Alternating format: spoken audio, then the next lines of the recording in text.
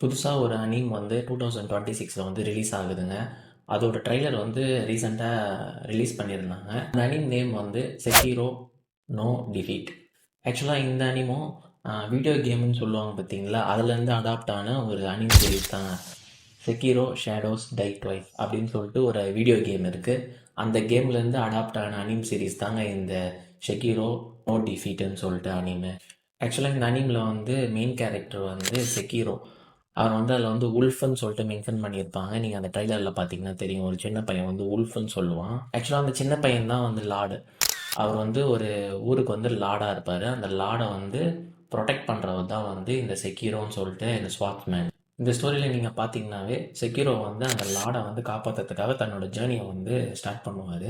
அதுதான் வந்து இந்த சீரீஸில் நீங்கள் பார்ப்பீங்க மோஸ்ட்லி. உங்களுக்கு அனிம் கண்டென்ட், அனிம் இன்ஃபர்மேஷன் ஏதாச்சும் வேணும்னா இந்த சேனலை வந்து சப்ஸ்கிரைப் பண்ணிக்கோங்க. நெக்ஸ்ட் வீடியோவில் பார்ப்போம்.